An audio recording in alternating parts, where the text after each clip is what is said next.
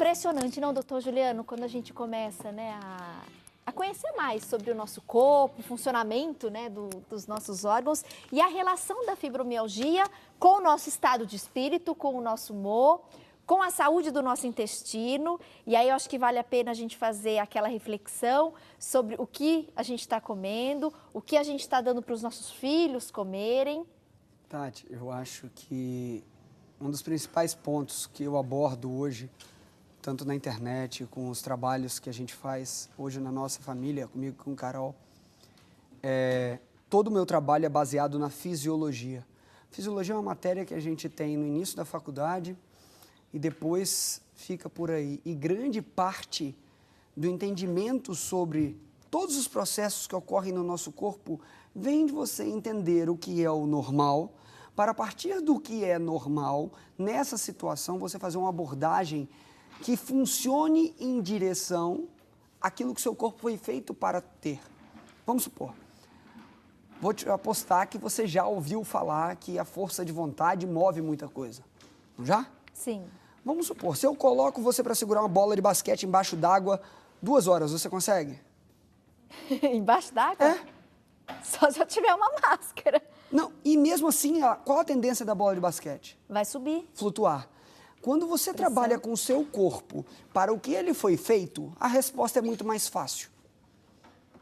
Quando você ignora esse fato e força o corpo a fazer o que ele não foi feito, você mantém ele num estado de não permissão dele voltar ao que a gente chama de homeostase. A homeostase é a capacidade do corpo retornar à saúde se você não atrapalhá-lo. Só que hoje a gente esqueceu disso.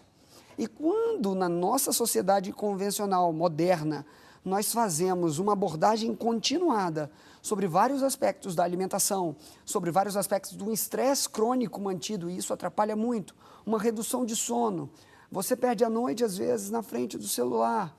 Isso tudo reduz uma série de hormônios que são necessários também para controlar a dor. Por exemplo, a melatonina. Por exemplo, modulação do cortisol com o sono correto. E quando a gente vai no quesito da alimentação, a gente pode falar de um aspecto simples que nenhum ser humano digere, e quando você não digere essas moléculas e elas chegam no intestino, isso pode promover uma coisa que nós chamamos de leak gut syndrome, síndrome de hiperpermeabilidade intestinal, e que aumenta a reatividade do seu corpo à dor. Então, quando você come glúten, que está presente no trigo, na cevada e no centeio, independente de você ser celíaco ou não, existe um grande escopo da população hoje que tem, uma grande parte da população que tem dores de cabeça, sinusite de repetição, uma série de queixas, dores articulares difusas, dores musculares, por uma origem que está na própria alimentação.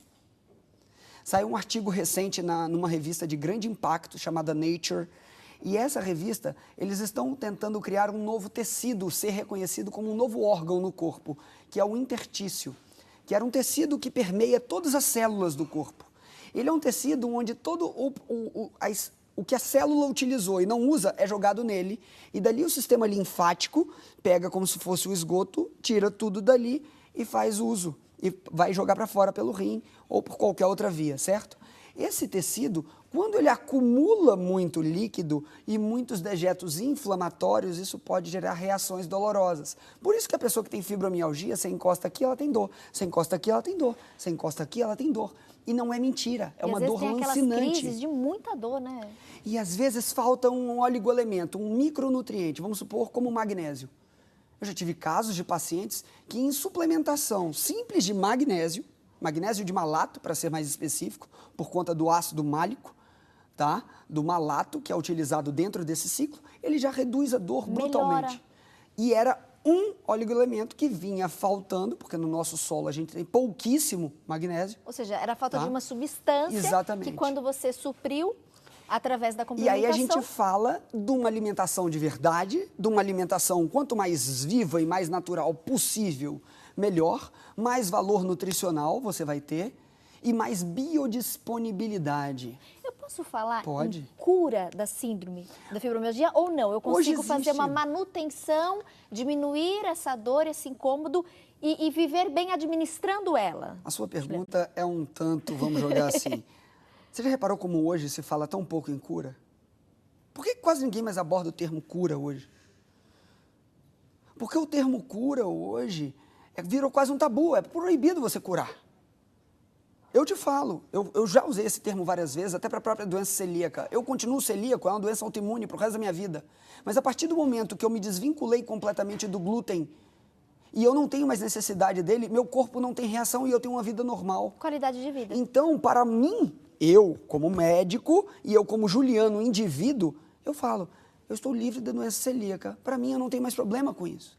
Mas para outro, não, mas você não está curado, você é celíaco. Então, o paradigma da cura, existe sim uma possibilidade de remissão completa da doença? Existe, tem casos que sim, baseado na mudança de comportamento, em controle do estresse, mas jamais, pelo menos eu não vi até hoje, com a minha prática clínica, desde a fisioterapia até a medicina, um controle de fibromialgia simplesmente com medicação. Por quê? São hábitos de vida Envolve também. o comportamento, envolve a mentalidade, envolve o dia a dia, E aí a chega alimentação. no ponto que eu queria abordar. Às vezes, o tratamento medicamentoso é muito mais fácil da pessoa assimilar, seguir as orientações do médico bonitinho, vou tomar tantos comprimidos por dia durante uma semana.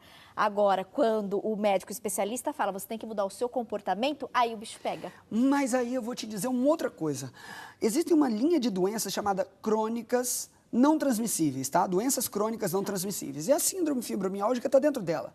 Você sabia que a adesão a tratamentos, até medicamentosos, de quadros como diabetes, hipertensão, que simplesmente no início, mesmo só tomando a medicação, as pessoas não aderem? É brutal a não adesão desses pacientes. E quando vai para o lado comportamental é pior ainda. Mas por quê? Porque a gente vive num aspecto onde muito foi hierárquico, ó, você tem que fazer isso e ponto final, e não entende nem por quê. E existe uma coisa que a gente fala quando lida com outro ser humano no ensino, que se chama andragogia. Quando você lida com outro adulto, você tem que explicar para o adulto por que ele está fazendo aquilo e para que ele está fazendo aquilo. E não simplesmente hoje, onde a informação norteia a nossa sociedade, falar, faça isso porque eu entendo e você não e ponto final. Isso funcionou um tempo atrás. A gente vê hoje números... chegam até a ser absurdos, né, doutor Juliano, em relação a pessoas diabéticas, pessoas com pressão alta, né, hipertensas, pessoa com colesterol alto, tantas pessoas, né, reclamando dessas dores, principalmente da dor ocasionada por essa síndrome, a fibromialgia. Isso se deve, então, durante muito tempo, essa falta do porquê, né, só aquela imposição, não pode fazer isso, não pode comer aquilo, não pode... E a pessoa acaba não entendendo o porquê e talvez ela até obedece essa orientação por uma, duas tempo, semanas. mas não é sustentável. Mas depois ela volta. Tati, eu vou te devolver essa pergunta com uma reflexão. Para e pensa. Nós, seres humanos, somos movidos constantemente por um estado de compulsão. Como assim? A gente busca o prazer incessavelmente. Incansavelmente você busca o prazer. Qualquer coisa que você faça, você está buscando o prazer. O problema é que a busca imediata por prazer, por você não reconhecer o próprio estado de plenitude dentro de você, faz com que você tenha más escolhas no dia a dia. E o seu corpo não consegue se manter bem assim por muito tempo. E aí, fatalmente, começam a surgir problemas. A gente começa a ver pessoas com, às vezes, 20 e poucos anos, já com fibromialgia. E você olha o contexto de família dela, o contexto psicológico dela, o contexto biopsicossocial dela é afetado. Então, quando a gente pensa numa abordagem ampla, não há como você tratar a doença e não abordar o indivíduo. O indivíduo deve ser tratado por completo e não a doença deve ser tratada. Quando você olha o indivíduo integralmente, você aborda todos os aspectos, mas isso demanda mais tempo, mais atenção, uma abordagem multidisciplinar e interdisciplinar, que às vezes vai envolver o psicólogo, o educador físico, o fisioterapeuta, o médico, em várias especialidades que se complementem. Principalmente quando a gente está em meios onde a gente está cada vez sabendo mais de menos, se ultra especializa sobre operação da mão direita. E aí a gente deixa de olhar o todo. E é necessário olhar o todo para tratar o indivíduo por completo. Somos, né? Exatamente. Todo. Volto já. Tá Tô joia. adorando essa entrevista, minha amiga. E é bacana, interessante quando a gente se propõe, de fato, a ouvir e aprender, né, doutora? Acho que isso é importante, a gente ouvir e aprender. Como a gente começa a fazer certas reflexões, né? Sim. Nossa, mas então será que esse caminho que eu estou seguindo, será que é por aí mesmo? Será que não é o momento, né, de eu fazer a curva, virar à direita e seguir um outro caminho?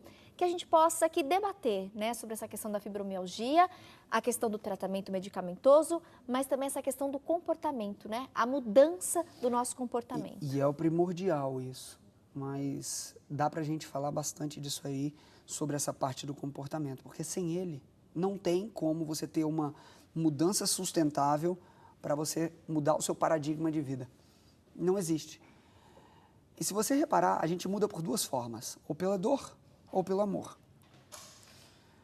Na fibromialgia, você tem mais do que um motivo de dor para mudar. Só que ainda assim, às vezes, a pessoa resiste pela dor emocional que ela vai ter ao ter uma nova conduta de vida que ela não tinha anteriormente. Volto já.